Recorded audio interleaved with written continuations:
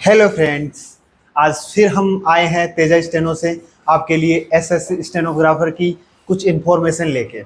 SSC stenographer की information जैसे कि अपना जो एसएससी स्टेनोग्राफर का वह एग्ज़ाम होने वाला है अक्टूबर नवंबर में, और जिसके फॉर्म फिलअप होने वाले हैं लगभग 16 जुलाई से दोस्तों। तो आज हम उसकी सारी बातचीत करेंगे कि वो एसएससी स्टेनोग्राफी होती क्या है, इसके अंदर किस फेसेस पे एग्ज़ाम होता है, और यानी कि सीबीटी यानी कि रिटर्न के अंदर क्या क्या आता है, क्या क्या सिलेबस आता है, कितने नंबर का आता है, स्टेनो कितने नंबर की होती है, और स्टेनो में स्पीड क्या मांगी जाती है, और स्टेनो होती क्या है स्किल टेस्ट। कई दोस्तों को तो अभी ये भी पता नहीं है कि स्टेनो स्किल टेस्ट होता ही क्या है। आज हम इन सब के बारे में बात करेंगे कि इसमें एज लिमिट क्या मांगी गई है, और इसके अंदर जो एप्लीकेशन फीस है वो कितनी है, किस डेट से इसके एग्जाम फॉर्म फिलअप होने वाले हैं, और इन सब की जानकारी आज हम इस वीडियो में आपके साथ। तो दोस्तों, अब हम बात करने वाले हैं कि इस वैकेंसी की लास्ट डेट क्या रहने वाली है, और कब से इसके फॉर्म फिलअप होना स्टार्ट होंगे, और कब इसकी लास्ट डेट रहेगी, और एज लिमिट क्या रहने वाली है, और इसकी एग्जाम डेट क्या रहेगी। तो देखिए दोस्तों, मैं आपको दिखाता हूं एप्लीकेशन विंग यानी कि एप्लीकेशन की जो start date stenographer SSC stenographer C and D की जो वैकेंसी है उसकी स्टार्ट डेट होगी 16 जुलाई 2024, और जो इसकी अंतिम डेट यानी कि जो इसकी लास्ट डेट होगी वो होगी 14 अगस्त 2024 दोस्तों। अब मैं इसकी अगर बात करूं कि इसकी एग्जाम कौन से मंथ में होने वाली है, देखिए इसका एक फिक्स तो नहीं कहा जा सकता, लेकिन अक्टूबर नवंबर के समथिंग जो आपकी SSC stenographer C and D की जो वैकेंसी है उसका एग्जाम हो जाएगा अक्टूबर या नवंबर के मध्य।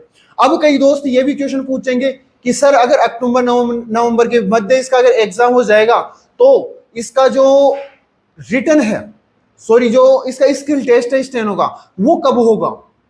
तो दोस्तों, जो अपने अक्टूबर नवंबर जब भी अपनी एग्जाम होगी उससे लगभग 3 मंथ बाद इसका स्किल हो ही जाएगा दोस्तों। लगभग जो अब तक की जो पिछली एग्जाम्स लगी है उसके आधार पे अगर मैं कहूं तो अपनी जो रिटन एग्जाम है उसके 3 मंथ बाद तक इसका स्किल हो ही जाएगा।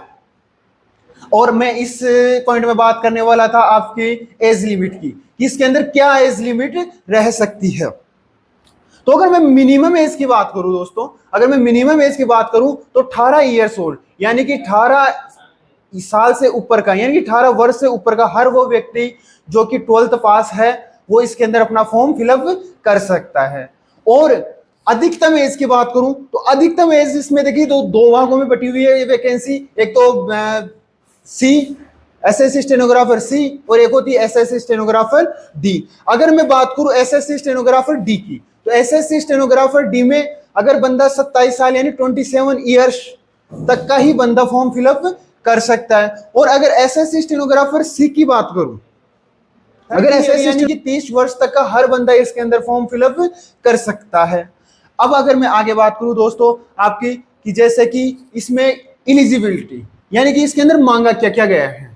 एक तो इसके अंदर देखिए दोस्तों 10th + 12, इसके अंदर सबसे सुनहरा मौका उन दोस्तों के लिए जिन्होंने अभी तक जिनकी ग्रेजुएशन नहीं हुई है, ओनली 12th पास हो चुकी है, 10th या जिनकी 12th पास हो चुकी है उनके लिए ये वैकेंसी रहने वाली है। साथ ही उसको स्टेनोग्राफी का कोर्स आना चाहिए जिसकी अब हम लास्ट में बात करने वाले हैं। और स्टेनोग्राफी के अंदर स्टेनोग्राफी के ऊपर मेरा एक वीडियो पहले भी बन चुका है, जो इस चैनल का जो पहला ही वीडियो है वो मेरा यही है कि स्टेनोग्राफी होती क्या है। जिन दोस्तों को अभी तक ये नहीं पता कि स्टेनोग्राफी होती क्या है वो दोस्त मेरा पहले वाला वीडियो देख सकते हैं। और इस वीडियो में भी हम फिर एक बार लास्ट में बात करेंगे स्टेनोग्राफी का जो स्किल टेस्ट होता है वो किस आधार पे होता है। तो अपनी इसके अंदर जो मांगी गई एलिजिबिलिटी है वो है 10th + 12 और स्टेनोग्राफी साथ में। तथा इसके अंदर जो फीस, क्या फीस लगेगी आपकी दोस्तों, फॉर्म फीस जो रहने वाली है इसकी जनरल, ईडब्ल्यूएस और ओबीसी के लिए इसकी फीस रहने वाली है 100 रुपए मात्र दोस्तों।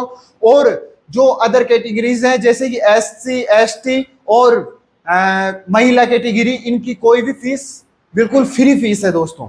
इसमें उनकी किसी भी प्रकार से कोई फीस नहीं ली जा रही है। ओनली जनरल, ईडब्ल्यूएस और ओबीसी के लिए 100 रुपए फीस रखी गई है जो कि एक नाम मात्र की फीस होती है दोस्तों।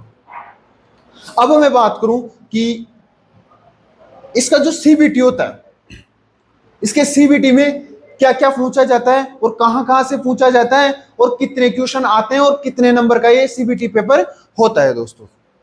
तो देखिए दोस्तों, जो इसके अंदर तीन पार्ट होते हैं। एक तो होता है रीजनिंग, एक होता है जीके जीएस। जीके जीएस का मतलब जनरल नॉलेज के क्वेश्चन और जनरल साइंस के क्वेश्चन, ठीक है दोस्तों। और फिर आता है अपना इंग्लिश।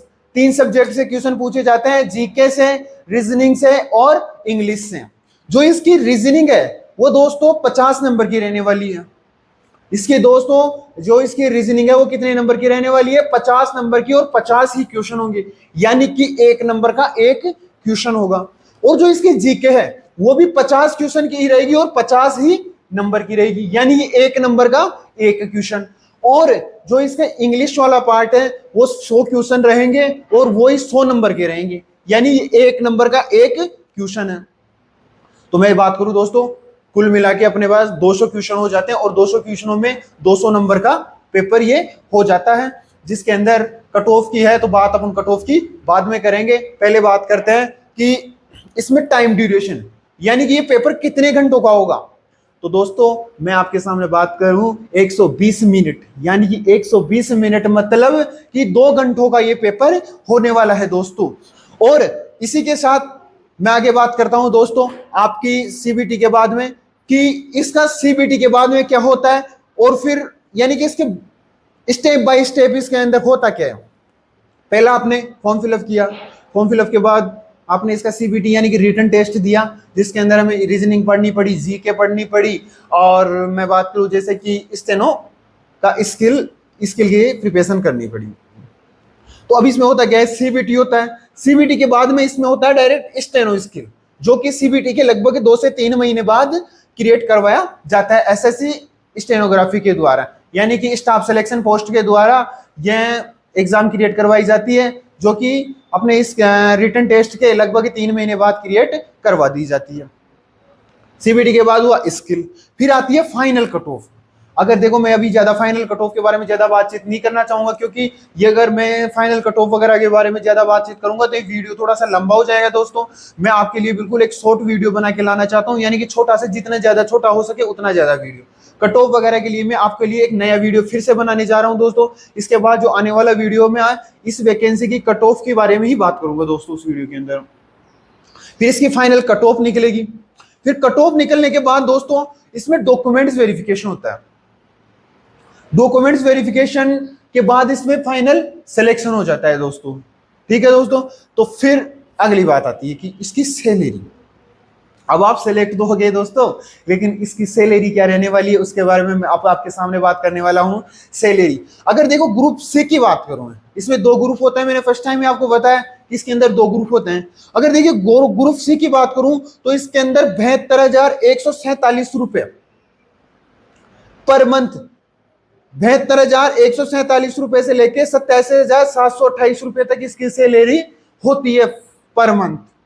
और अगर मैं ग्रुप डी की बात करूं, ग्रुप डी की 43,244 से 51,970 रुपए इसकी सैलरी होती है। अब कुछ दोस्त कह रहे होंगे कि सर फिर क्या दोनों का सेम स्किल होता है या दोनों का सेम पेपर होता है एग्जाम का रिटन टेस्ट?